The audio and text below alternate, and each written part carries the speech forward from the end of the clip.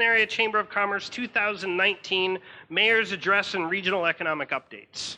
I wanted to start today by really reaching out and thanking our sponsors. Our gold sponsor, A. James Lynch Insurance Agency.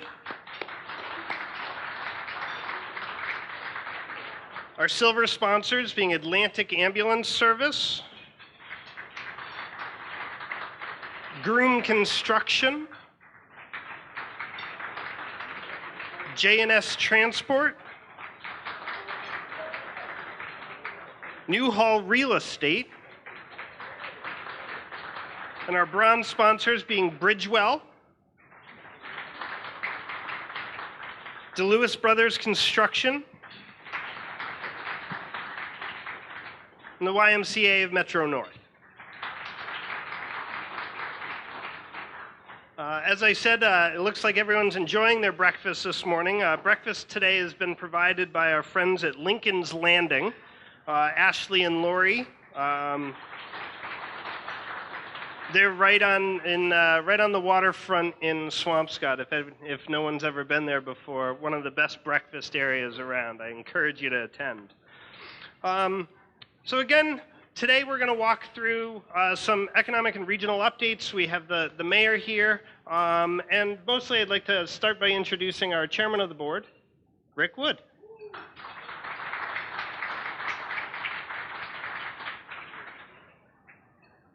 Thank you, Colin. Good morning, everybody. Again, my name is Rick Wood. I'm the chairman of the Lynn Chamber of Commerce. It's a great pleasure to be here with you all this morning, and thank you, Colin. Colin Codner, our new executive director. He's doing a fantastic job for us.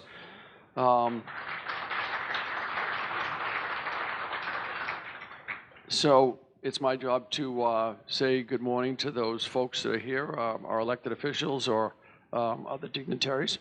So without further ado, I want to say thank you to Senator Crichton for joining us this morning.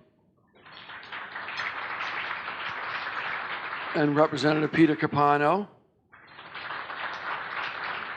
Ward 2 Councilor Rick Starbird, Councilor at Large Brian Fields, and of course, our former mayor, our mayor, how would you say that, Mayor Emeritus of Lynn, Tom Costin's here somewhere. Where's Tom? There he is. Thank you, Tom. And I see Don Hawes here. He's a Swampscott selectman. Don's joining us. And I see a couple of people from the educational field. I see John Keener from Salem State has joined us. And from St. Mary's, Dave Angeramo. So thank you, Dave. And the last person I'll introduce is who's going to give us his economic update for the city of Lynn. That is the one and only Jim Cowdell.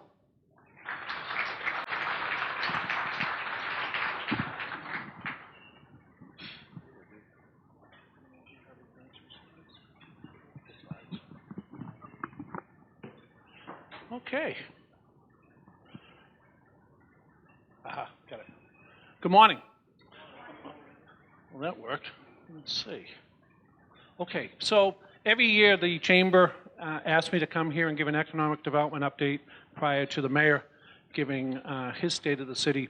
So today I'll do that. Many years we came here during the recession, and it was challenging really to talk about all the momentum we were having because it was so hard. But while that was going on, we were coming up with the foundation of what you're seeing today. The Master Waterfront Plan, the Economic Development Study, the Housing Study, all of these plans. And it sounds boring, and I say that, they are so critical to have those plans in place so that when opportunity arises, as we're seeing today, we can move forward. So, and what did we learn? One of the things that we learned, and Mayor McGee is big on this, is inclusive. Right? Bring in everybody to the table so that when plans actually occur, everybody has ownership in it. We did the economic development and housing study. No surprise to this group, right? The small businesses is driving the economy. And the success in the downtown is we feel, a direct result of all of the housing units we've put into the downtown. So we really feel that this year is a historic year, and we don't have a city planner, so what EDIC does on behalf of the city is we hire urban planners to help us in creating these plans. This year, you'll see the largest investment in several decades. In fact, I would say in my lifetime. We have about $230 million, $240 million in development projects. So let's check it out. Projects underway now, Monroe Street, $90 million in downtown Lynn. The KIPP Academy, $30 million, the Y, $30 million. North Harbor site is $95 million, that should say. 625 Weston Avenue, 34 Andrew Street. I should have St. Mary's up here, which I think is a $15 million project going on. So there's really a lot of things happening. So North Harbor, I have talked about, so we call it the Beacon site. The Beacon site, we call it that because it was the last use. That had to be 40 years ago, right? So we call it that. It's happening, and that's a $90 million investment. There'll be 334 market rate units. There'll be a harbor walk that's very critical. All of the permits are in place. If you go by there now, you'll see a revetment, which is the seawall being done. That will be completed in a week or so. And then road improvements are being completed. August 7th, and we haven't announced this date to anybody yet, August 7th is the date where vertical construction begins, so that's really important. Whoops, I went backwards. So this is what it will look like. This is a view from the ocean, and you'll see the harbor walk. So the harbor walk will go from Heritage State Park all along this property, all along to the ferry site. Monroe Street, we're really, I think Mike, where is Mike Procopio? Let me spot him. Michael's over there. Michael, thank you for your investment in the city of Lynn. Thank you very much.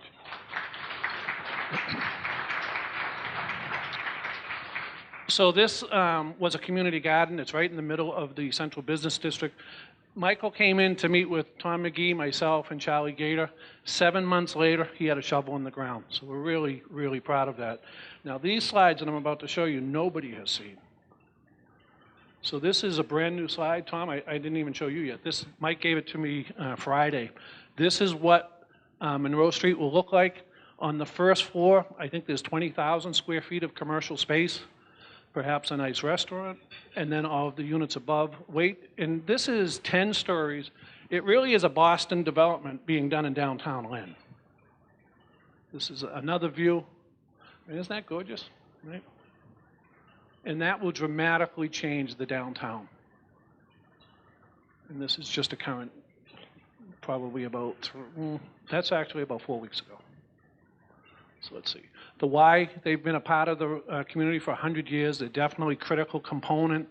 This is a $30 million investment, and this is what it will look like. It's basically doubling the space. I don't know if there's anybody here from the Y, but yes, thank you so much for investing in the city of Lynn.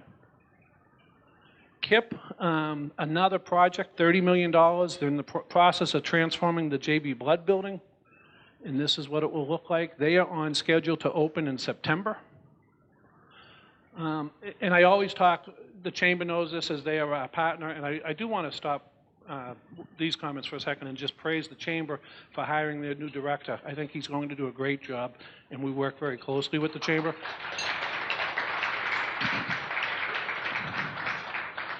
And we're a lender. I know Ken Good is my partner from the state. He's here from Mass Development. These are just some of the loans that we do. Jobs are very important to us. Now, these stats come from the Department of Labor, not from us. It compares the fourth quarter of 2014 to the fourth quarter of 2018, and you can see the bottom. And I know the chamber always asks me about jobs.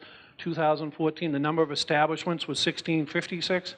In 2018, 2,304. All right, so we have $230 million this year. What about the future?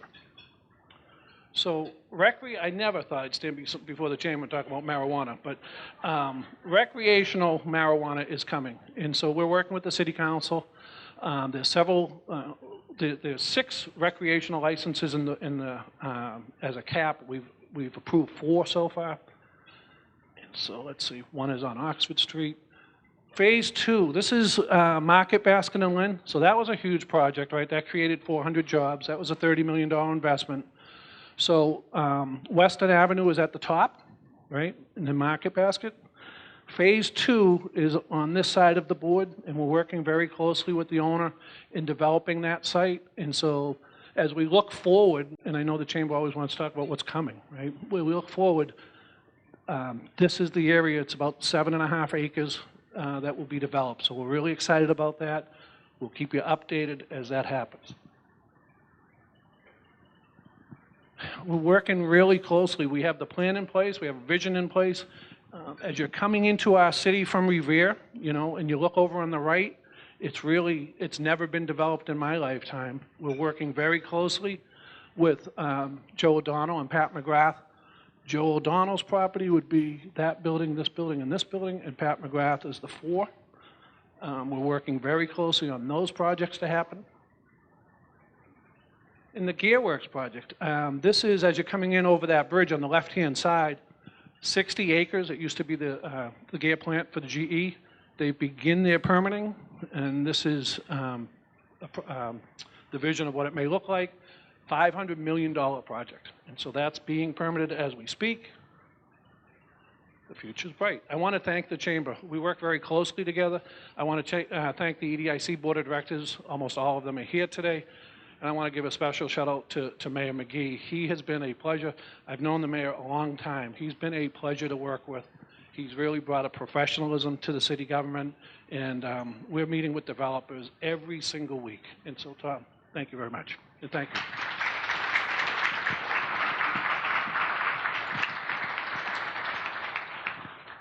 Thank you, Jim. A lot of really exciting projects going on.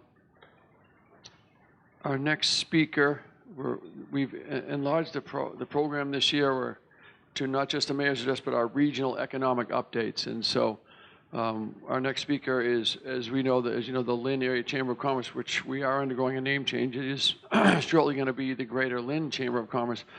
But our communities are Lynn, Swampscott, Linfield, and Nahant. And so we have invited the Nahant town administrator, Mr. Tony Barletta, to come and address us about Nahant tonight. So can he come up and say a few words about Nahant?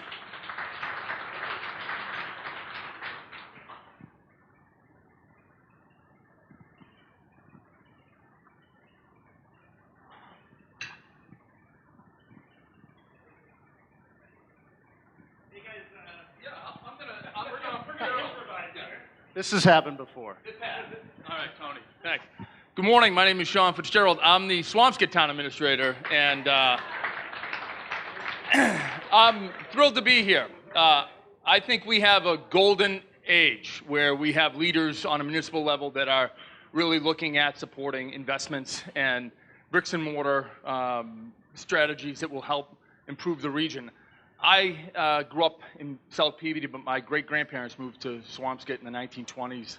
My grandparents lived in Swampscott, so I'm really thrilled to be helping Swampscott with a number of things.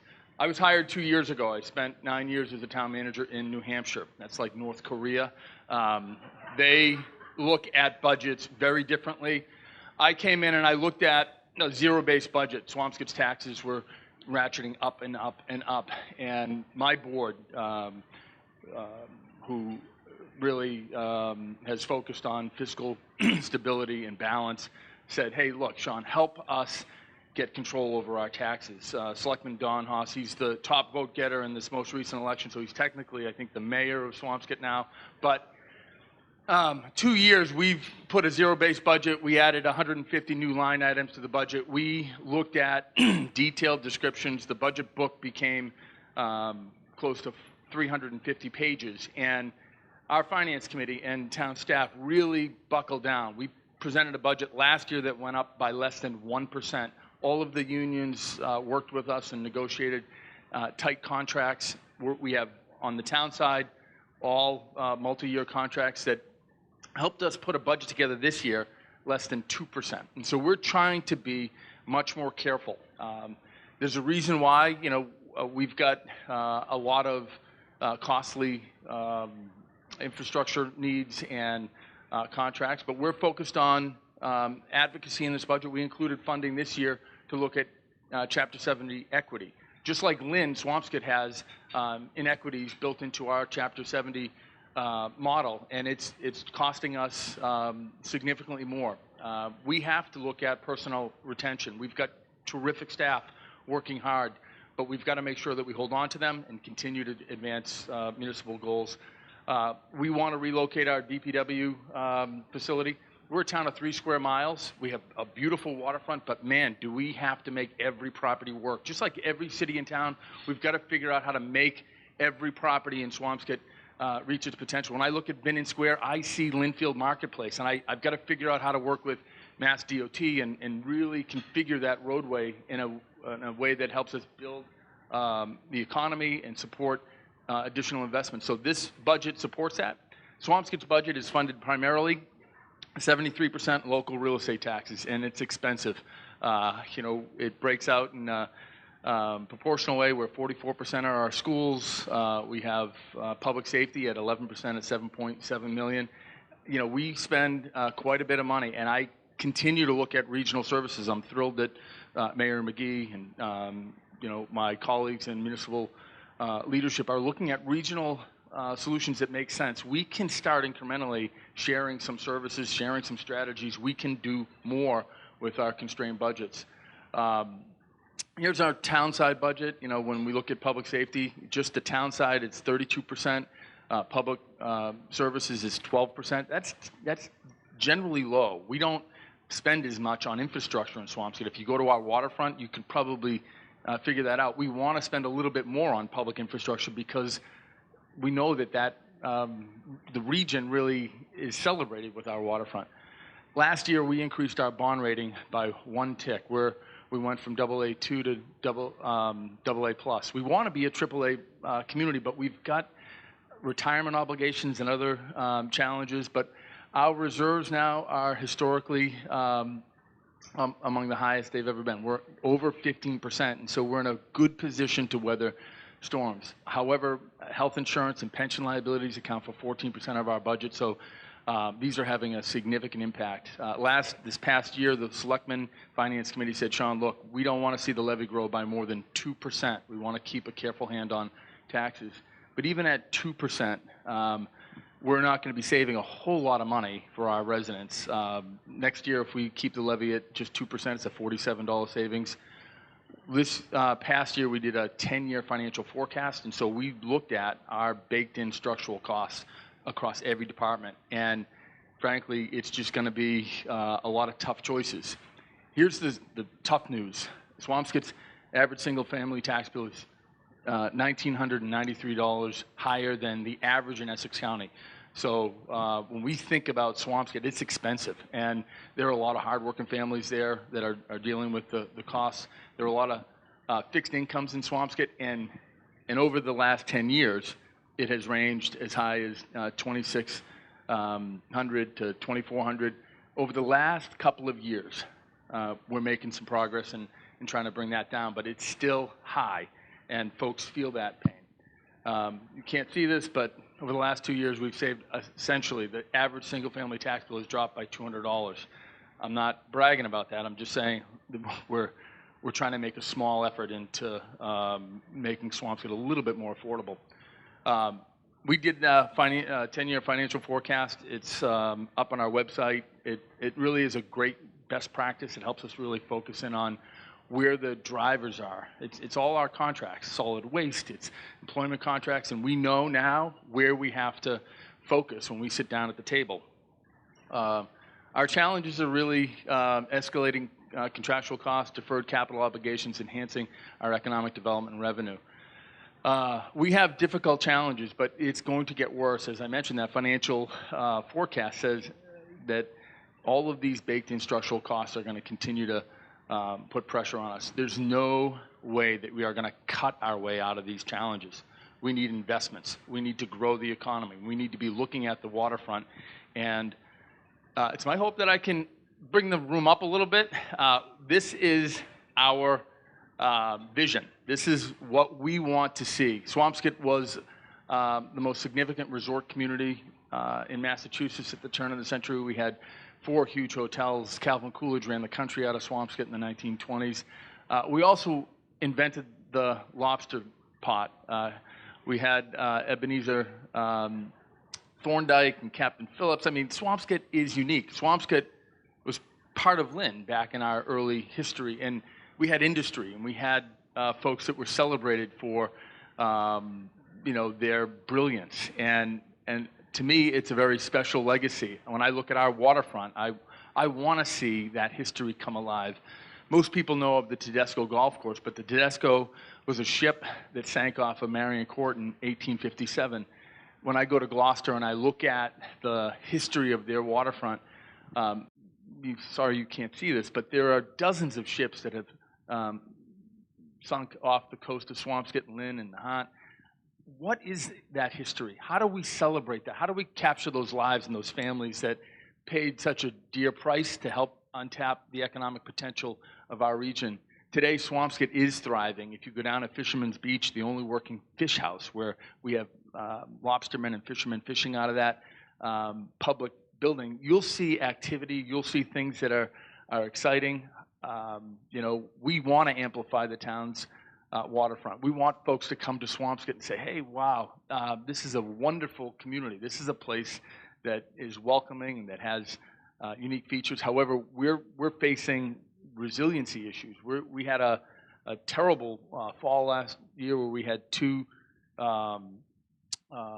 astronomically high tides where our fish house was damaged and our seawalls were damaged. We see huge impacts to our infrastructure, and so we continue to work with state and federal resources to try to figure out how do we get more funding into Swampscott to protect our waterfront and to invest in resiliency. Here's the map showing how flooding can impact the town. We estimate over the last 25 years we've lost $40 million in economic impact, and the storm impact is felt far inland up to the MBTA station in Swampscott. So given the rising threat of tides, we've got to be more focused on resiliency.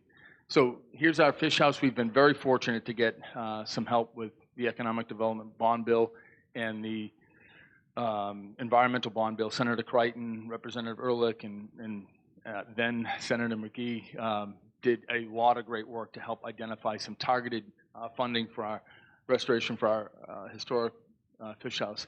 It's interesting to me, in 1924, they designed a breakwater for Swampscott to protect our harbor and protect the properties.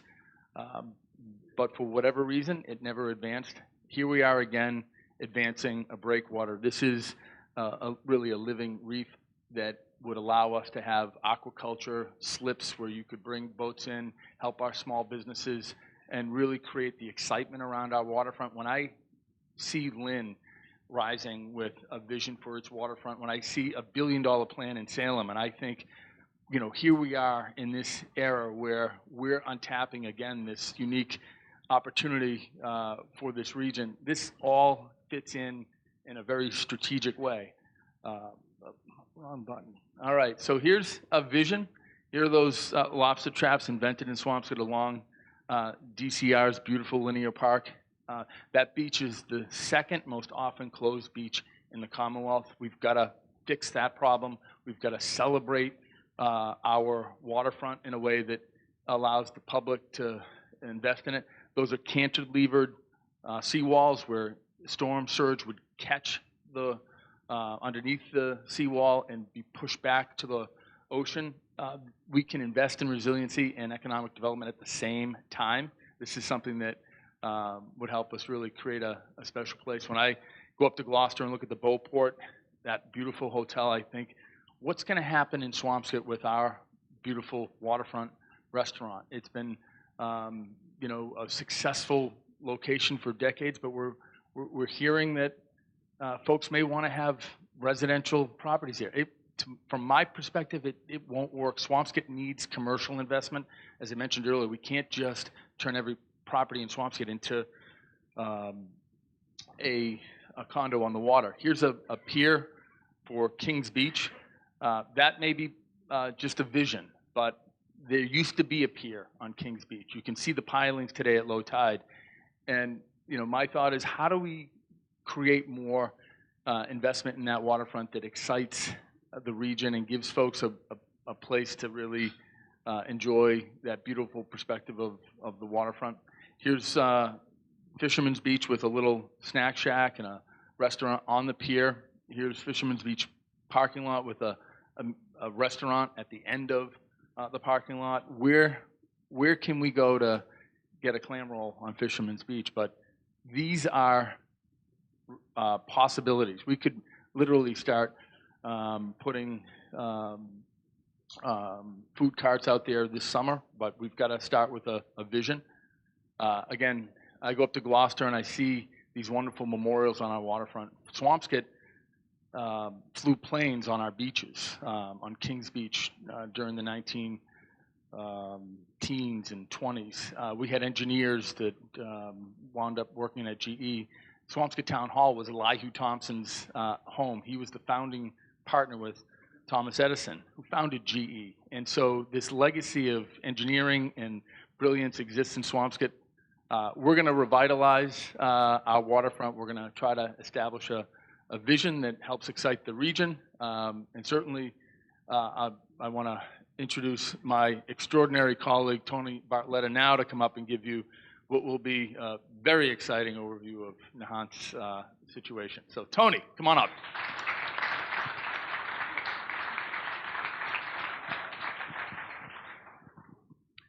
Thank you. You know, Sean helps me out a ton since I've started, so I'm happy to give you the spotlight there.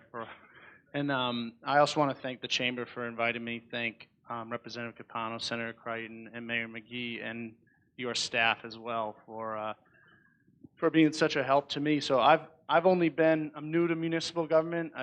I started in August, so I've been there for about 10 months. Although it seems certainly like a much longer time than that. We've had a lot going on in Nahant. It's a little bit of a different in the approach. You know, we don't have much commercial base in Nahant. Being one way in and one way out, we don't have through traffic. So, you know, our similar actually to Swampscott, our revenue is 98% property taxes. We actually. Well, before I get to the budget, I started off actually in the State House working under the Environment and Natural Resource chairwoman, and was up at the state at DCR and DOER for about 8 years before seeing the opportunity here in Nahant. I actually grew up in Nahant. I live in Beverly now.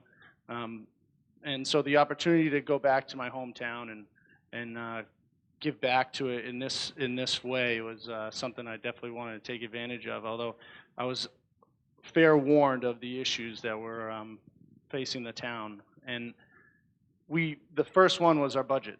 We have $13 million budget, small, but we have $11 million outstanding debt. We had a 10-year-old stabilization fund with about $92,000 in it. Our OPEB liability is about $4 million. We had $23,000 in it, and a significant amount of infrastructure needing upgrading. And with the storms of last March, we had estimate $1.6 million in storm damage. So FEMA will actually reimburse us 75% of that money, but we still had about $400,000 on our side to pay for. So we had up until about 2 years ago, we had the lowest property tax rate in Essex County. But when we experienced a major sewer break on the Linway, it was about a 10-day break. It cost us $1.2 million. And we actually shifted that debt onto the tax rate because it was so low. So our residents actually experienced somewhat of a tax hike for the first time in a few years last year. And here I come into a budget that needed a little additional revenue, and the only way to get it was through property taxes. So we actually proposed a $600,000 general override, where $425,000 of that goes to our storm damage, our portion of FEMA. $100,000 went to stabilization, so we doubled that 10-year account in one day. and $25,000 into OPEB, which other post-employment benefits, helping us get towards that liability. And by doing that, we only increased the total budget by 1.4%. So it was a difficult challenge getting folks to vote in favor of the override, but we were successful there. And the other challenge we actually took on was the local meals tax. Local meals tax was something that the town could have voted in back in 2009. We estimate that we bring in about $40,000 to $60,000 a year now through the local meals tax. Most of that is seasonal, again, because a lot of our commercial business is function halls or Tides Restaurant, pretty much brings in a lot of it. But if we had voted in 2009, we would have brought in about $3 million since then. So a huge missed opportunity, but the town voted it in, and it'll be going in this fall. And another big issue in town for us was our town meeting date. We're one of the only towns left that have our annual town meeting and our town elections on the same day, and they're both in April. And so the Division of Local Services had been advising the town since 2015 to change our town meeting date to a different day and put it later in the fiscal year so that we actually can receive the cherry sheets from the state and have a better outlook as to what state revenues we'll be receiving. Actually, going into that town meeting, I thought, the override, storm damage, local meals tax was going to be the most controversial topic of the day. Changing town meeting date was something that people really wanted to hold on to, but we actually got it done, and we're moving it to a little bit later next year, starting next year. Northeastern University. So Northeastern University owns a piece of property out on East Point. This is probably our biggest political issue in town right now. They own a piece of property out on East Point, and they're looking to expand their current marine facility, get into climate change research, and they're looking to put a 55,000 square foot addition on top of an old, the Murphy bunker, old World War II bunker on East Point. Significant portion of town is against the expansion, and we're certainly concerned about its impacts to our infrastructure. We have a very, very aged, old sewer system. Our roads are in disrepair, and right around the corner, 40 Steps Beach, we experienced this probably a $700,000 project there, rebuilding that storm seawall. So we're certainly concerned about the impact and looking to get some mitigation out of Northeastern should they be able to build. But it's definitely one of the most, it's taken up a lot of time in the town, given how politically charged the subject is. And which is interesting, being here and hearing all the great development here in Lynn and in Swampscott and in Nahant. It's almost the opposite challenge we have. So the sewer, lastly, our town sewer runs from across the causeway and then from the rotary up the Lynn Way into Lynn Water Sewer. And we've had 3 major breaks in the last 3 years. One just a few weeks ago, and like I said, 2 years ago that break was about $1.2 million. We've hired Wright Pierce, an engineering firm, to do an assessment of our current system, look at different alternatives of putting down a brand new pipe down the Linway, going across harbor, and they're going through that assessment right now. We should know that come September and be able to make an informed decision on how to pursue upgrading our sewer system. But it's going to be, we estimate, between that project and other sewer repairs needed, anywhere from $8 to $10 million in infrastructure needs in sewer alone.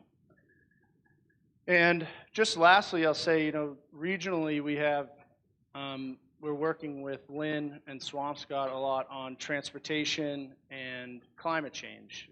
The rotary at the end of the Linway is one of the biggest vulnerabilities that the town identified through our municipal vulnerability preparedness program.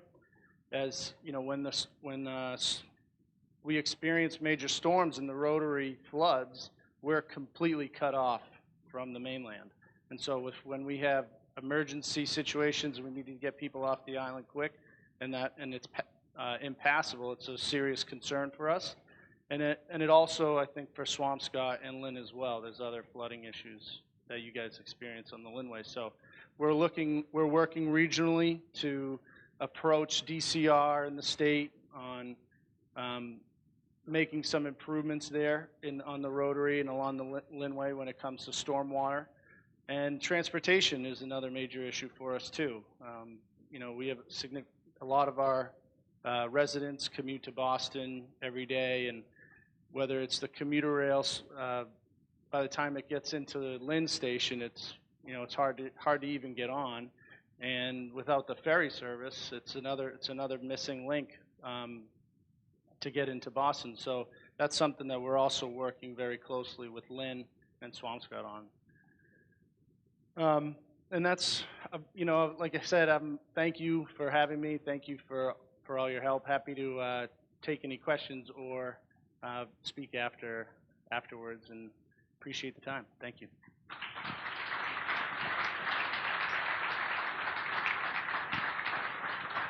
Thanks, Sean. I mean, Tony. No, sorry about that mix-up, guys. There's a lot of pressure on this job here, I tell you. Speaking of which, I did see 4 other past chairmen or chairs in the room, and I'd like to say hi to Mara Lynch. And where's Rich Gorham? Rich Gorham's a past chair. And John Olson's over there. And there was one more. Dave, where's Dave? Dave Solomini, there he is. So thank you all you guys for your past service. I know how stressful this job is, I got to tell you. But so now for the big event, we would like to welcome the mayor up here to give his remarks. But I just want to congratulate the mayor on the very successful budget process he just went through. He had a really tough budget this year to close a deficit, and he was able to give us a balanced budget. And so congratulations on that, and we welcome you to give your remarks.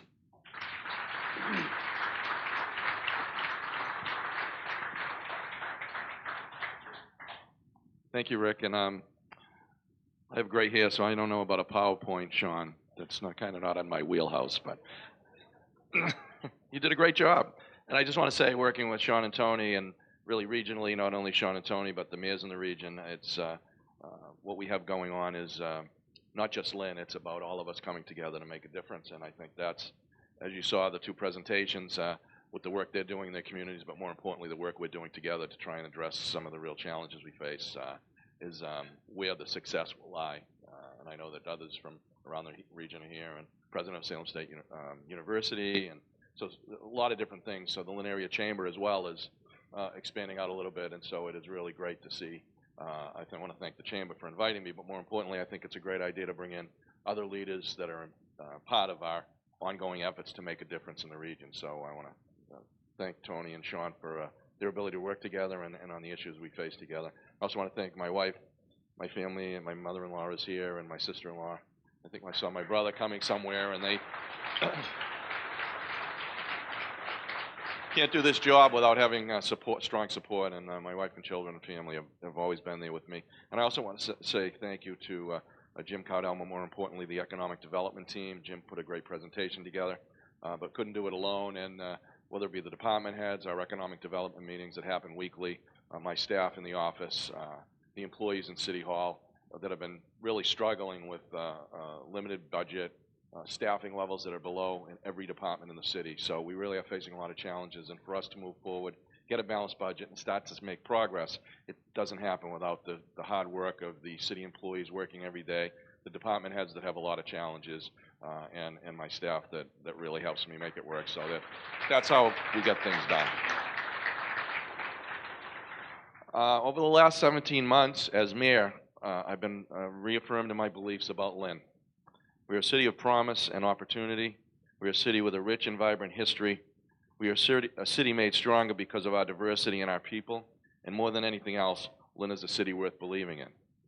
Well, I have no doubt our city is strong, we are not without our challenges. I continue to work with my administration, and I want to say we have many of the legislative delegation here. I think most of the delegation is here. We couldn't do it without their work. The city council and the school committee as well. We work very closely with them, and they are really partners in this. Very lucky to have those kind of leaders working with us in my office. We're also here to listen to the community and make the decisions we believe are in the best interest of the city. When I took office last year, the fiscal health of the city was at a breaking point, due in large part to the partnership with our chief financial officer, our financial team, and department heads. I'm pleased to state that we've made some progress that begins to pull Lynn out of its current fiscal situation. We didn't get here overnight, and we will not. And you heard from Swampscott and Nahant facing similar financial challenges, and we're not going to get out of this challenge overnight. However, the proposed fiscal year 2020 balanced budget presented to the council and approved last week puts us on the right track. This budget fully funds our net school spending requirement for education at $159.3 million, fully funds our state requirement for the library, and budgets the city's share of health insurance costs based on projected 100% utilization. We're a self-insured plan, so we need to make sure the dollars are there to cover the insurance. In addition to submitting a balanced budget, we've also worked on building up on our reserve funds and developed a 5-year capital investment plan. The capital investment plan is a fluid document year to year and is subject to authorization by the council. It is my intention to submit a bond authorization to the council this summer that addresses some of the larger capital needs we face in the city. For example, 2 fire engine pumpers, 2 DPW large chassis trucks, and as our fiscal health improves, our ability to fund this growing capital needs the city faces will also improve, which will allow us to start to make the capital investments we have not made in the past, but we absolutely need to make moving forward. This budget also increases our reserve fund by $200,000, bringing that fund up to $1.2 million. The statutory required supplemental reserve fund will carry over the $847,000 from FY19. The FY20 budget increases the sup reserve by the statutorily required $1 million for a total of $1.847 million in that supplemental reserve fund. Additionally, the council approved transfers from free cash in the amounts of $500,000 into a capital stabilization fund, creates that fund and puts $500,000 aside for that, and $1 million into a rainy day fund. It's all progress. Allocating funds to reserve and stabilization accounts is a prudent practice for necessary but unforeseen expenses not otherwise budgeted year to year. Typically, fiscal practices is to have reserves equal to 5 to 10% of our overall budget, and Swampscott, you heard, has 15%, doing a great job on that. The challenges we face, as you can understand, our reserves that are outlined above equal 1.1% of our overall budget. So we have a long way to go to get our stabilization and reserve funds to where they need to be to continue to make our city fiscally strong. We've reached an agreement with the city's unions on contracts through the current fiscal year and on health insurance for the next 3 fiscal years. Excuse me. Health insurance has been the largest budget driver for many years, and Lynn is not unique in that situation. Whether it be private business or the public, we're really challenged on health insurance costs. This agreement comes after months of good faith negotiations and a recognition by all that health insurance costs needed to be addressed in order for our city to move forward. Preserves the benefits for our employees while realizing budget savings for the city as well. So we've made progress there, and that is a 3-year agreement that we just actually signed this week. We are and will continue to look for ways to reduce costs and raise revenue to help guide the city out of our current financial state. Last September, we hired Michael Bertino, who's doing a great job, as the city's full-time chief financial officer. It's been many years since we've had a full-time financial officer, and he's doing a great job with us. Together, we've been meeting with the department heads to find the balance of providing the level of service residents deserve while finding ways to cut costs. While we all wish there was an easy fix for the dire financial state Lynn is facing, these challenges, again, will not be solved overnight. In order to find ways to run Lynn more efficiently, to live within our means, to balance our budget, and at the same time ensure that City Hall is providing necessary services to the residents and businesses in Lynn. I am committed to making difficult decisions that are in the best interest of our city, because I'm confident that our city, the city we all believe in, will come out of the other side of this challenging time stronger than we've ever been. We recently hired a new personnel director, which we're now in the process of developing Human Resource Department, which is the way to go in today's world. And we hired, Drew Russo was hired as the new Personnel Director. The interview process, so people understand that process, was carried out, and that's the process we've been doing on every job that's been that I have anything to do with. We're posting the jobs and having interviews and making sure that the quality people are the ones that we hire to fill the roles in City Hall.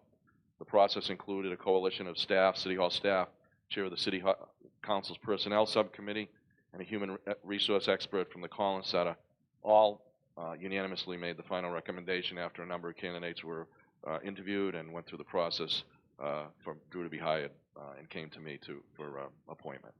Among the first actions taken by Drew Russo was to create a City of Lynn Jobs Facebook and Twitter page, as well as ensuring that all new job postings are presented in Spanish and English. These new sources of information will allow us to increase access to job opportunities in the City of Lynn. We're also meeting with community groups to receive input on how we can best recruit within communities of color and engaging with local schools, colleges, and nonprofit organizations to widen our network of recruitment. And there's a room full of people here. We're looking for your support as well. As the jobs get posted, we're looking for quality candidates to come and fill the positions of importance in the city. Attracting economic development, both residential and commercial, and Jim Cowdell spoke to this, is a key factor in our future success. I continue to diligently work with my colleagues at the federal, state, and city level to get Lynn in the best possible position to attract and seek out these opportunities. In partnership with the Lynn Housing Authority, Lynn has decided that in order to address the crisis on housing, which is truly a regional issue, we need to know exactly how many units we need to produce, both market rate and affordable, and the various levels of affordability based upon that demand. This process will take place through the creation of a certified housing production plan. We understand that a housing production plan is typically used for communities in need of increasing their affordable housing percentage. However, the City of Lynn is proactively working towards maintaining our percentage of affordable housing while attracting development and making the right investments that preserve the overall character of our community. That commitment to maintaining affordable housing options includes the Minot Street Orchard Grove neighborhood project, where 16 single-family homes in 3 phases are being built by the Neighborhood Development Associates that's located previously on vacant General Electric lots. It's great. Some of those houses are up. They're doing great work. The Lynn Armory is set to be transformed into mixed-income housing targeted specifically to veterans and their families. 29 moderate-income units and 16 low-income units will be a part of that project. That's an exciting project we're moving forward on. The Cobbett Hill Apartments was considered an expiring use property, which would have which could have been put up for market rate, but was preserved for housing at an affordable level for the next 40 years, thanks to the work of the Lynn Housing Authority. The building was recently renovated to include new boilers, a new security system, 6 new handicapped accessible apartments, a new community room, and a fitness center, along with many other maintenance, repairs, and upgrades. Had a chance to tour through that building recently. They did an amazing job. The work is done.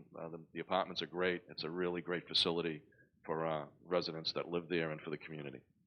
This year, while negotiating the renewal of Haverloft apartment leases, the EDIC was asked to remove the affordable option and refused. As a result, there will remain over 200 affordable units in the Haverloft apartment building, which will stay at that level for the next 50 years. The initial phase of construction on the North Harbor site, and Jim spoke to this a little bit, a 340-unit residential development with extensive public access along the ocean, which is an important piece of that, the public access, so the whole community can enjoy and continue to enjoy what is one of the best waterfronts in the region. And that has started with the construction of the $2 million seawall. The work, watching that work go on is pretty amazing, the work they've done. That's really impressive, and the next steps are coming. Looking forward to the groundbreaking this summer. Construction is underway on the 10-story mixed-use development on Monroe Street with Mike Procopio and their company working it hard, and it's exciting to see that building going up. The Gearworks site continues to progress through the permitting process, and I can assure you that this is just the beginning. My team and I are meeting weekly with interested parties and landowners about how they can be part of our shared vision for a broader and more exciting Lynn. Our local economy has seen some changes in the past year, including the closure of Gorelick Farms and the Porthole. While none of us wanted to see these businesses leave, we're looking at this as an opportunity to be creative and think out of the box to find new development and businesses for these sites, which means new jobs for our residents. Almost 2 months ago, the real estate investment firm A.W. Perry announced their purchase of Gorelick Farms property. They plan to initially use the parcel for light industry with a longer-term goal of building a mixed-use development that aligns with our vision for the Windway and for our waterfront. We are nearing completion on updating our waterfront master plan, municipal harbor plan, and open space plan. It's great that all of those are coming together because they really do fit together as pieces. Part of the plans for the waterfront include the capping of 30 acres of landfill and development into a public harbor park, a publicly accessible boardwalk the entire length of the shoreline, as well as the facilitation of the best and highest possible use of the Lynn Harbor. That'll include all 60 acres from the bridge to the beach. That will be a dynamic and exciting opportunity both for the landowners that have opportunity to see increase in value and the development that will happen there, but just as importantly, it'll be one of the most unique and exciting places for community access to a spectacular waterfront, not only in the region, but I think on the East Coast. So it's really exciting to see that happening with our waterfront master plan coming together, and those pieces are coming together over the next couple of years. We're working with the Army Corps of Engineers to conduct a feasibility study to determine the costs and challenges with the potential project, which would create a deep water channel access of approximately 8 feet by 40 feet wide. That would be about 5,000 square feet from the Saugus River all the way up to the ferry location. So it's pretty exciting to see that opportunity. We're working with the Corps to try and resolve the issue, but by creating a plan that would, again, extend the channel to the Saugus River at the Point of Pines, if deemed feasible, and we really believe it is. The plan would create a continuous loop into and out of the harbor to facilitate water-related activity in the Revere, Saugus, Lynn area. And as you heard, Swampscott and Nahant understand that vision and are working hard to make sure that they also tap into what is really an opportunity for all of us. As some of you may know, Lynn was designated by the federal government as an opportunity zone. With this designation, developers and investors have been incentivized through the potential federal tax breaks to look to investing in our city. This will apply to both large companies as well as individual investors.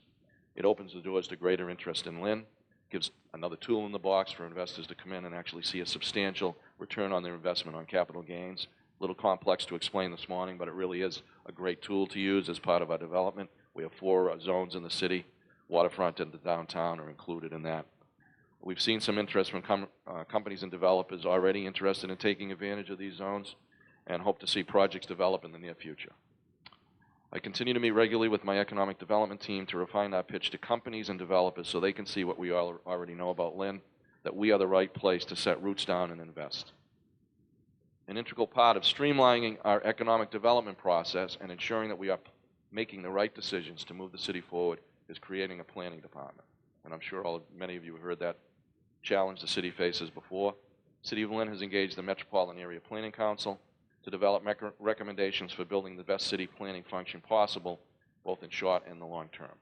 One that maximizes existing resources and capacity, identifies new potential resources and opportunity, and most importantly, provides comprehensive support for the mayor, the city council, and senior officials in shaping Lynn's long-term growth and development. The short-term recommendations include hiring 2 planning staff for a 3-year period that report directly to the mayor and work closely with the council. Given our current fiscal constraints, it was recommended initially this be funded through a public-private partnership. This partnership is close to completion, and I look forward to posting these positions and bringing these invaluable staff on board. Establishing more robust planning capacity now will enable the city of Lynn to proactively respond to planning and development opportunities and generate new economic activity. In a few years' time, this transition would enable the city to create and fund a more formalized and fully funded planning department, one that would meet the needs of an inclusive, thriving, and successful city. You see what the MAPC had put together, and the council has had the presentation. Surrounding communities have substantial planning staff that the city of Lynn does not. Improving access to a robust and reliable transportation system, and you heard that from both Tony and Sean, is a vital piece of the city's economic development. The MBTA has highlighted Lynn as a priority place in their comprehensive Focus 40 plan.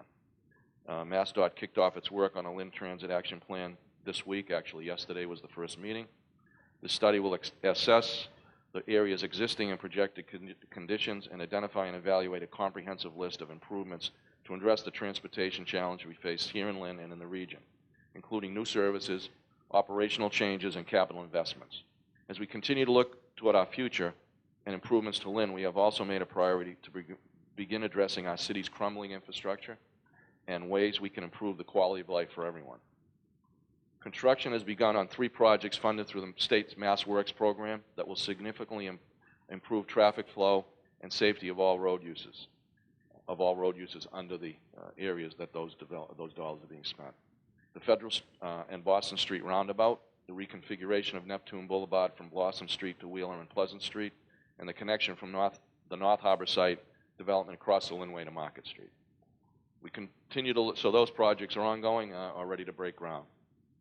We're continuing to look for outside-the-box funding ideas to redesign some of our major streets and intersections to make them easier to travel and ease congestion. We received preliminary approval from the state's Metropolitan Planning Organization for 3 projects that are eligible for $59 million in federal highway funding. The complete reconstruction of Weston Avenue from Easton Ave, from the bridge really, the Buchanan Bridge, all the way up to the New Market Basket. It was scored #1 in new projects of any project in the state. So the score was high. It really is on a track to make that happen.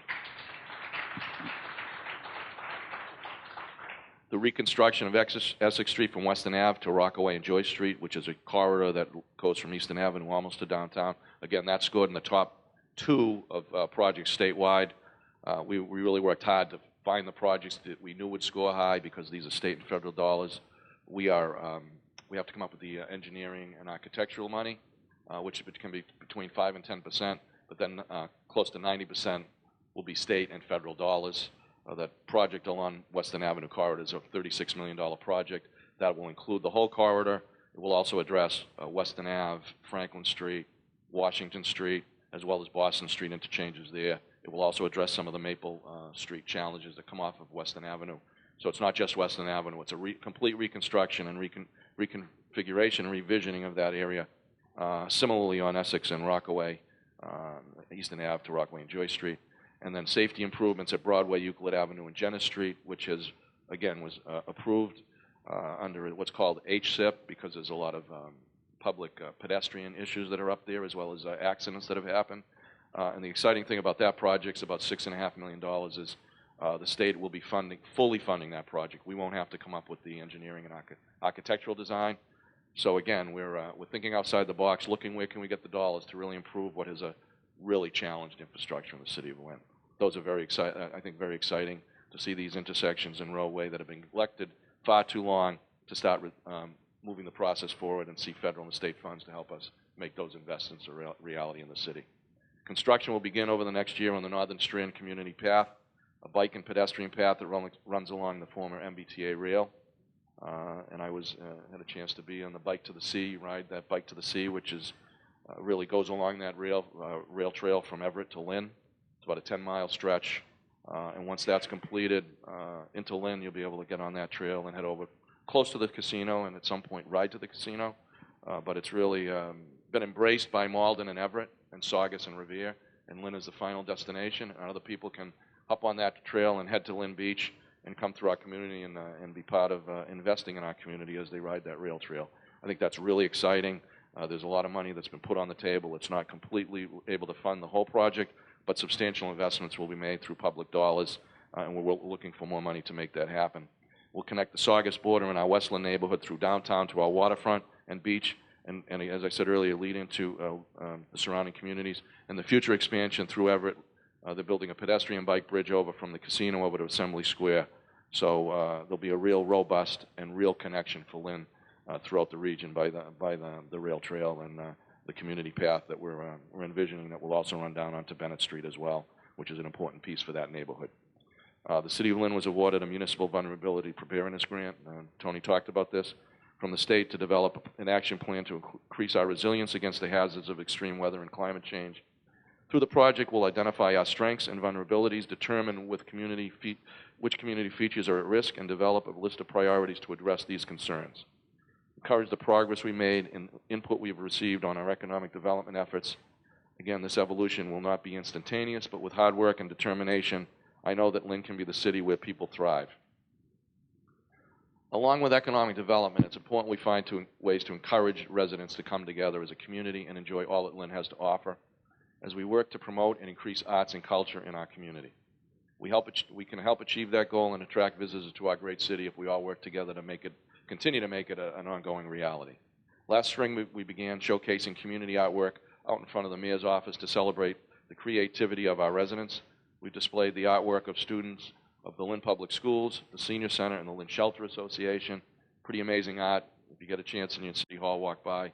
We also hope it will serve as a reminder that City Hall is not just where my office and the employees who work in City Hall, that's not just where our offices are, but where you go to pay a bill, but that it's a community building. It's a City of Lynn's building.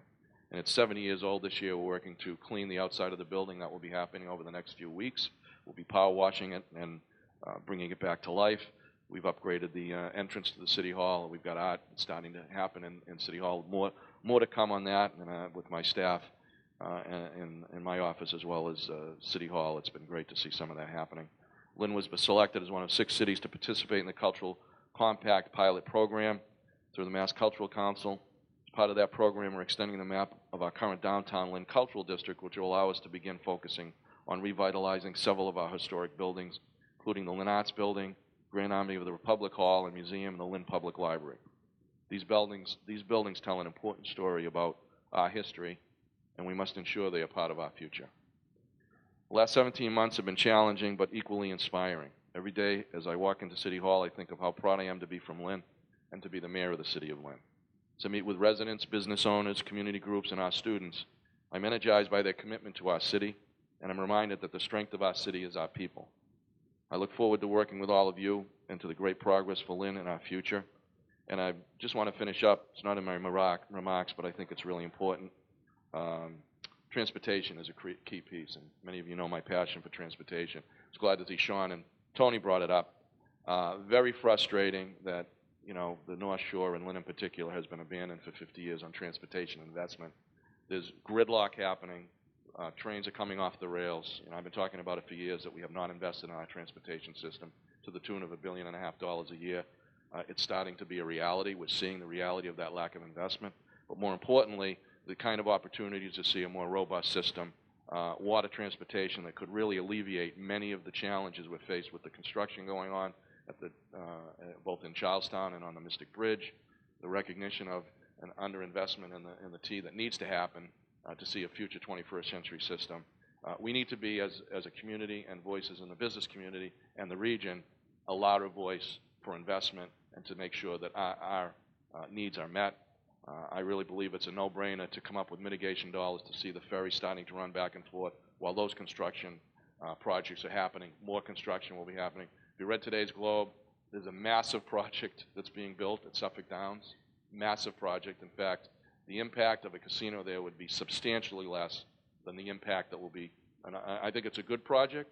I'm talking about transportation impact, the impact for the region that is really going to impact us in a substantial way. So I think it's really important that if people are at this meeting today, or you can talk to others, that we, and I want to thank the delegation, the council, and local leaders who have supported our efforts with the administration in the short term to get that ferry service running again. It's a no-brainer. 25 minutes to South Boston. And it's not going to happen unless we start raising our voices up and ask for investment. We're working on a transit action plan. Lynn is at the key place in terms of transportation opportunity for the region, and we need to start to be a strong voice as a region. And I know I've talked to not only mayors, but Tony and Sean and I have talked about it. But the Hingham Ferry, 850,000 people a year, that was through mitigation money because of the Central Artery project as well as construction on Route 3. That created that vibrant, best in this T service in terms of return on the dollar. Lynn could be in the same place if there was more of a vision at DOT to understand that this is a no-brainer. We can really make it happen. But we need the voices to be much louder, not only for that, but more importantly for investment in the region. It's not happening. I don't see it in the near future unless we start to really have a strong voice together. So thanks for listening. Hope I didn't go on too long, and I'm glad to be here. Thank you very much.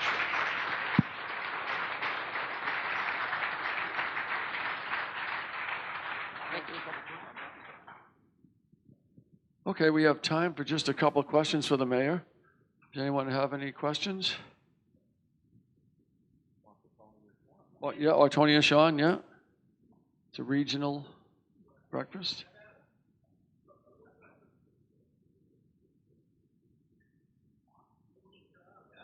Great crowd, yeah. I guess that we answered all the questions. Well, in that light, then, well, thank you all for coming, I guess. Thank you, Tom. Yeah, okay. Here's our executive director. Thank you so much, everyone. I've always defined a good event as good food and on time.